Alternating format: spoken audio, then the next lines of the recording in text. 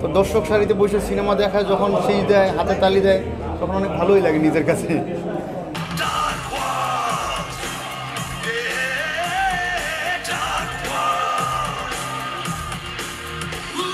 আরে ভাই, এখন তো সবাই তামিল মুন্না বলে ডাকে, তামিল মুন্না। তো আসলে আমি সিনেমাটা দেখার পর অনেক ইমোশনাল হয়ে গেছি, তাই কথা বলতে একটু কষ্ট হইতেছে। নতুন হিসাবে মুন্না খান যেরকম অভিনয় আমরা এতটা আশা করি নাই, যতটা আশা করেছি তার থেকে বেটার পেয়েছি।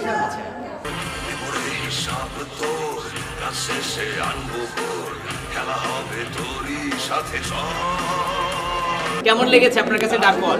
আমি সর্বপ্রথম বলবো আমার এক কথায় অসাধারণ লাগছে মুভি। তো ওনার ফার্স্ট কাজ হিসেবে উনি যথেষ্ট ভালো দেওয়ার ট্রাই করছে। এই মুন্না খান কি ভবিষ্যতে সুপারস্টার হতে পারে, আপনার কি মনে হয়? আসলে আমি যতটুকু দেখলাম এই মুন্না খান কিন্তু বাজিমাত। আমার মনে হয় যে এবার তুফানের পরে যদি কোনো সিনেমা কম্পিটিশন করে থাকে সেটা হচ্ছে মুন্না খানের ডাকওয়াল। এক একটা মুভিতে এক একটা ধরন থাকে, তো এই মুভিটা ধরনটা অন্যরকম ছিল, মানে এটা আলাদা একটা প্যাটার্ন আর কি, অনেকটা হচ্ছে ওয়েব ফিল্মের মতো ছিল আর কি। হিরো কেমন ছিল, নতুন হিরো সেই হিসেবে সে খুব ভালো ছিল, কারোর সাথে তুলনা করব না, কারণ সে তার যে গল্প সেই গল্পের সাথে সে খুব ভালো করেছে আর কি। নতুন হিসাবে মুন্না খান যেরকম অভিনয় আমরা এতটা আশা করি নাই, যতটা আশা করেছি তার থেকে বেটার পেয়েছি। সেন্ট্রিকেট আর কি ছিল যে মেয়েদেরকে নানান ধরনের মেডিসিন খাওয়াই এটাকে হচ্ছে অজ্ঞান করে কিছু ভিডিও করে, তো সেটা থেকে আর কি টাকা চায় তারা। মেসেজটা ছিল ক্লিয়ার। তারপর মুভিটা আমার কাছে খুবই ভালো লেগেছে, আসলে এটা বলার মতো অসাধারণ। এই মুন্না খান কি ভবিষ্যতে সুপারস্টার হতে পারে, আপনার কি মনে হয়? আসলে আমি যতটুকু দেখলাম এই মুন্না খান কিন্তু বাজিমাত।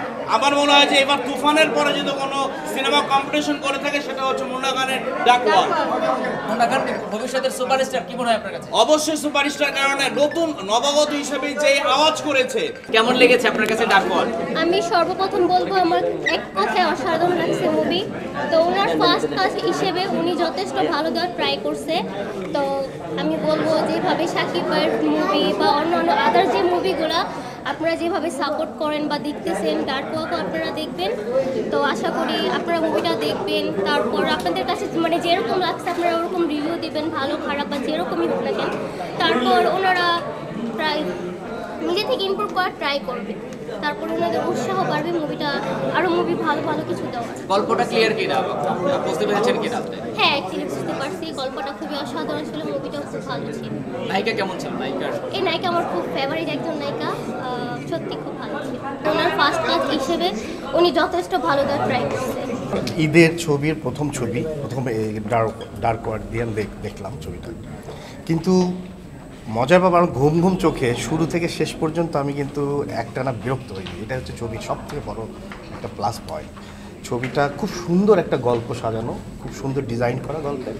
আর সবথেকে মিস করছি মানিক ভাইকে যদি পাশে বসে ছবিটা দেখতাম তাহলে আনন্দটা আমি আরও বেশি উপভোগ করতাম। দুর্দান্ত ভালো ছবি, প্রত্যেকের দেখা উচিত। এবং যে ঘটনাটা এখানে দেখানো হয়েছে ছবির ভিতরে, যে কাহিনিটা, এটা আমাদের দেশের মধ্যে অনেকটাই বাড়ছে, এই ধরনের ঘটনা বাড়ছে। তো এটা একটা বক্তব্য সমাজকে দেওয়ার মতো একটা বক্তব্য গল্প, আমার কাছে খুব ভালো লেগেছে। তো ছবিটা আমাকে অ্যাট্রাক্ট করতে পেরেছে বলেই তো আমি শুরু থেকে শেষ পর্যন্ত দেখেছি। এই জন্য বলছি ভালো ছবি সবার দেখা উচিত। নায়ক হিসাবে প্রথম নায়ক হিসাবে মুন্নার তার ম্যাক্সিমাম যে দিয়েছে এটা ছবিতে বোঝা যায়। সিনেমার জন্য বড় ফিগার না হলেও হয়, এরকম না যে বড় ফিগার সুন্দর চেহারা হতে হবে। সিনেমার জন্য লাগে ডেডিকেশন, লাগে সুন্দর গল্প লাগে, সেটা তার মধ্যে ছিল, আমি এটা লক্ষ্য করেছি। মুন্না ভাইয়ের যে অভিনয় ছিল আমার কাছে খুব ভালো লেগেছে। এবং সত্য কথা বলতে কি, আসলে এই ঈদে অনেক ছবি দেখেছি, কিন্তু আমি গল্পর নিস্টোরি আগামাথা কোনো কিছু বুঝিনি। আজকে বিশেষ করে দীপা খন্দকার আর নতুন অভিনেতা হিসেবে আমাদের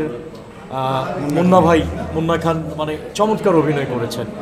আমি অনেকবারই দর্শক সারিতে বসে সিনেমাটা দেখছি, আর আজকে আমি কিছু সংখ্যক সিনেমা নির্মাতাকে, আমি সিনিয়র নির্মাতা, আপনি জানেন কিছুক্ষণ আগে গাজী মাহবুব ভাই বাংলাদেশে একটি সুপারহিট সিনেমা প্রেমের তাজমহল উপহার দিয়েছিল, আমি তাকে ডাকছি, তাকে ইনভাইট করছি আমার সিনেমাটা দেখার জন্য। সে কি রিভিউ দিয়ে গেছে সেটা তো আপনারা দেখলেনি, শুনতেই পারলেন। তো দর্শক সারিতে বসে সিনেমা দেখায় যখন সেই দেয়, হাতে তালি দেয়, তখন অনেক ভালোই লাগে নিজের কাছে। আপনারা জানেন যে নায়িকা একজন ওপার বাংলার নায়িকা, আমাদের বাংলাদেশের নায়িকা না, একজন বাইরের নায়িকা, ইন্ডিয়ান নায়িকা। তো ঈদের সময় বিশেষ জটিলতার কারণে তারা আসতে পারে না, তাদের ব্যস্ততার কারণে সে আসতে পারে না, বিশেষ সমস্যার কারণে আসতে পারে না। তবে ইনশাল্লাহ আশা করি দিস উইকে দিদি খুব শীঘ্রই আসছে বাংলাদেশে। হ্যাঁ অবশ্যই দর্শক যেহেতু দেখছেনই তো ডার্ক কল 2 ছয়, অবশ্যই আমি আশা করবো প্রতি বছর অন্তত। আমি যেহেতু একজন ব্যবসায়ী, তো সেই ক্ষেত্রে 2টা সিনেমা না দিতে পারলেও একটা সিনেমা আমার প্রতি বছর ইনশাল্লাহ থাকবে, সেটা বিগ বাজেটের বিগ ধামাকাই থাকবে। আরে ভাই এখন তো সবাই তামিল মূল্য বলে ডাকে, তামিল মুন্না।